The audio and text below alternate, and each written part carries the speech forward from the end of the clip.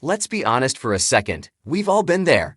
You're trapped somewhere, maybe it's a work meeting that definitely could have been an email, or a family dinner where an uncle is explaining something for the 40th time, or maybe, just maybe, you're trying to watch the news.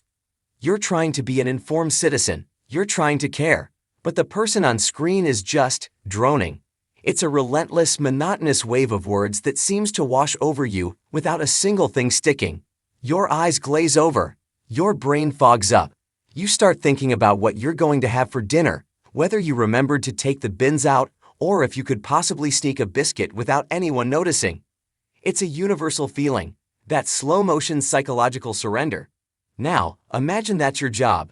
Imagine you are paid to sit there, live on television, and absorb this, and you just can't anymore. Friends, let's talk about what happened with Jeremy Kyle. The scene, the big serious budget speech. The stage was set for a moment of national importance. Chancellor Rachel Reeves was on the podium, delivering her latest budget speech. This is meant to be heavyweight stuff. This is the kind of programming that channels clear their schedules for. Cameras are rolling, journalists are poised with their notepads, and the nation is, supposedly, hanging on every word. It's all very official, very serious, very gray. The chancellor was deep into her speech, laying out the economic future of the country. And as she droned on, a description that feels all too familiar to anyone who has sat through one of these, something beautiful happened over on Talk TV. A snap. A glorious, biscuit-fueled snap. Jeremy Kyle, the anchor tasked with guiding viewers through this momentous occasion, had hit his limit. He wasn't just feeling the boredom we all feel, he was living it. Out loud, on camera. And it was magnificent. I'm done, can I get a cup of tea? This wasn't a subtle eye roll. This wasn't a discreetly covered yawn. This was a full-blown surrender to the human need for comfort in the face of profound boredom. Halfway through the speech, Jeremy Kyle just checked out. He began to eat biscuits, live on air, while the Chancellor of the Exchequer was speaking. He didn't stop there. He started sipping tea. He was, in effect, hosting a little mid-morning break for himself, right in the middle of a live news broadcast. With his mouth literally full of food, he leaned into his microphone and shared a thought that was probably on millions of minds. I reckon we could go to an ad break, 'cause we've got Zia Yusuf, and come back and she'll still be droning on. He wasn't just bored, he was over it. The frustration was palpable, and honestly, has anything ever been more relatable? He then topped it off with the cri de coeur of a man truly at the end of his rope. I'm done, can I get a cup of tea, seriously, and a headache tablet? What in the name of the Lord?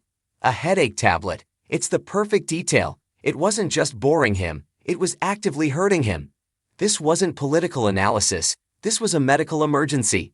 The sheer skull-thumping monotony of modern political speak had finally claimed a victim, live on air.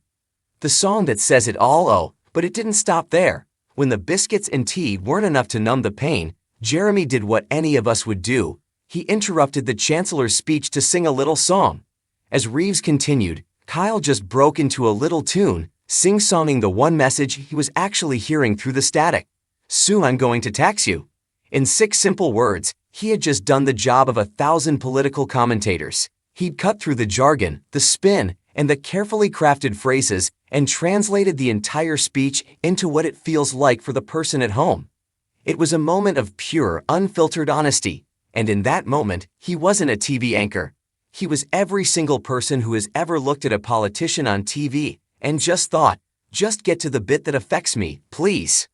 What a load of crap. The best part? He wasn't alone. His little on-air breakdown wasn't happening in a vacuum.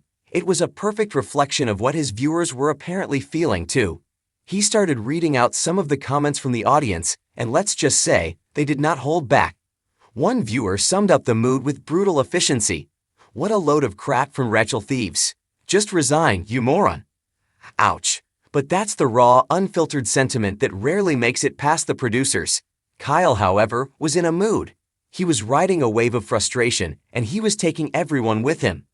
At one point, a helpful viewer named Andy from Hisham tried to bring him back to reality.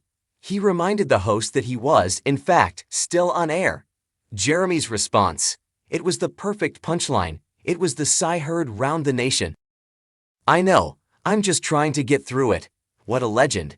He wasn't performing for the camera, he was just surviving. He was just like the rest of us, trying to get through another speech, another promise, another day. Another comment from a viewer named Jeff rolled in, capturing the deep-seated distrust that so many people feel. Who writes these stupid labor captions on the podium? I got one. It says, "Labor do one, you're awful." I believe thieves about as much as the BBC in terms of sense. What a load of rubbish. Why this moment really mattered. Look, this is funny. It's great television. It's a fantastic clip to share. But let's be real for a second, it's also something more. What Jeremy Kyle did wasn't just unprofessional, as some might say. It was human. We live in a world that is so polished, so media-trained, and so robotically on message that we are starved for a single, authentic human reaction. We are so used to seeing anchors and politicians with plastic smiles and dead eyes, reading words from a script, that we've forgotten what a real response looks like. We're told these speeches are vital. We're told we must pay attention, but our gut tells us something else. It tells us we're being managed. We're being spoken at, not to. We're hearing the same phrases we heard last year, and the year before that, just with slightly different numbers. Kyle's on-air meltdown wasn't a meltdown at all. It was a breakthrough. It was the bubble of political pomp and circumstance being popped by a man with a biscuit. He said what we were all thinking. He did what we all wished we could do. He held up a mirror to the absurdity of it all, the grand self-important speech on one side, and the rest of us on the other, just looking for a headache tablet and a cup of tea to get through it. In a world full of droning, Jeremy Kyle became, for one glorious, biscuit-filled moment, the relatable, frustrated, and wonderfully human voice of the people. And frankly, we need a whole lot more of it.